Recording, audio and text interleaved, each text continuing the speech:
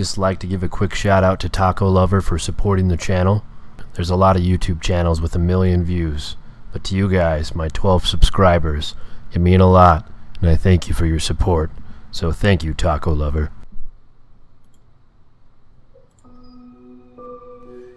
I prefer not to speak about the days I worked for Coca-Cola. However, I feel it is my duty to reveal the 6 secrets of this wicked corporation.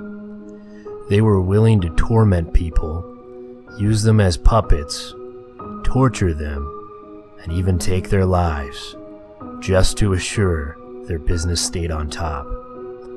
Not too long ago, I would say around 2009, I was gaining acclaim for the diligence and impressive skills I displayed. The manager of our Coca-Cola sector promoted me to oversee the newest project they were testing. It was called Hyper Cola. Energy drinks were rising in popularity, and Coca-Cola had no product to compete in this field. Hyper Cola was planned to alter just that. I had little knowledge on the ingredients within Hyper Cola, since I was mainly dealing with marketing for the product. I knew the goal, however, was to create an energy drink that was highly addictive. After briefing with the team developing the beverage, we arrived at the conclusion that the only further thing needed was fan-based opinion. We wanted to gain a wide variety of people to taste the drink. Several people, from juvenile to elder, lean to plump, and even lanky to little arrived. We called them the beta testers of our product. As they sipped the soda, all were rather pleased. Following the taste test, we placed all, by my estimation 15, of them into a room. This room was entirely recreational. It possessed 2 basketball hoops, had slides streaming and twirling on the walls, and even offered several frisbees to toss. The area was quiet, vast, and offered plenty of room for exercise. We all peered through the window in interest to see how active Hyper Cola caused them to be. We saw the elder people speed walk and stand taller, seeming more active. The juvenile performed highly energetic activities, and strangely, one of the shorter beta testers stood in a corner, staring at a wall. It looked rather peculiar, but it appeared the drink had made every other person display much more enthusiasm. There was an older couple jogging, 2 younger brothers and sisters tossing the frisbee, and even 2 middle-aged friends competing against each other in a game of one-on-one. But now, there stood 2 people, fixated on the back corner, back to us. The second person that accompanied the original was much older, looking to be in their 60s at least. Both of the figures were rather short. They stood looking lifeless and hunched over. We wondered if they had been exhausted by the drink, or if they decided to take a break. We weren't sure, but it gave me an unsettling feeling, and I could tell something was off. We decided to send an employee in to check on the 2 that stood in the corner. As he trekked through the open room, people looked to be getting more and more exhausted. In fact, on his voyage to the 2 standing in the corner, I noticed at least 3 more join them. It looked as if this activity was slowly growing into the majority. Once our employee reached the group of beta testers, we all kept our eyes fixated on that area. He slowly shifted his arm to the air. As he gazed directly to the back of the juvenile girl, he lightly tapped her shoulder, resting only his index finger on her. He spoke, asking, "Ma'am, are you okay?" The girl turned over.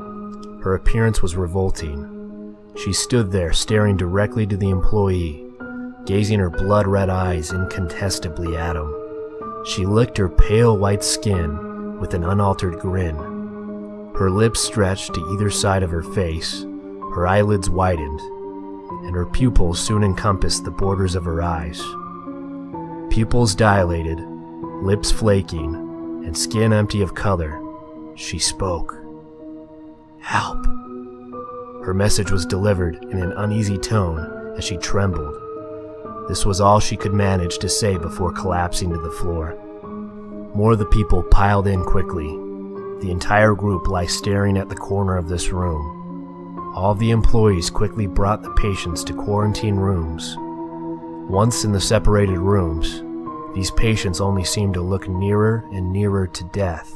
Their skin looked lifeless in coloration, and many of them were profusely vomiting this thickly viscous, neon yellow-looking substance.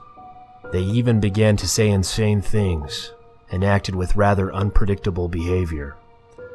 One of the patients began to violently scratch at the walls and expressed little signs of stopping.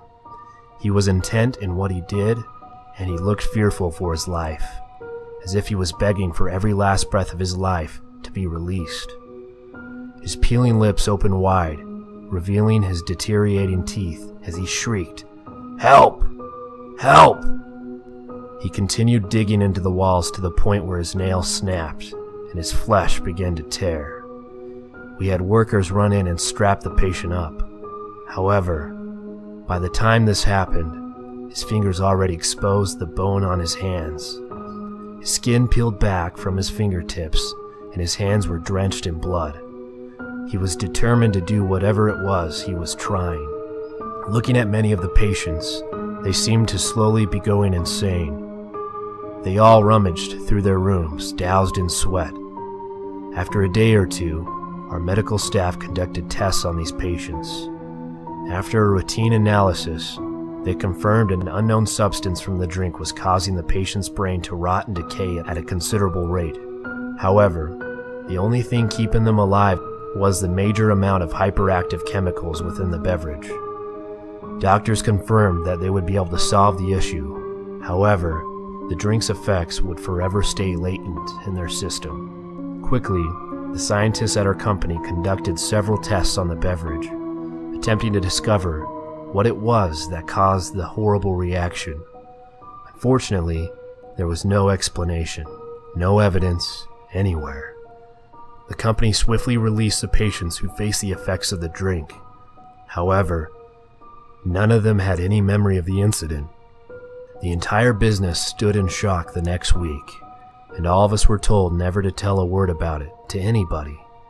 However, unlike the rest of the company, I recently followed the lives of those patients.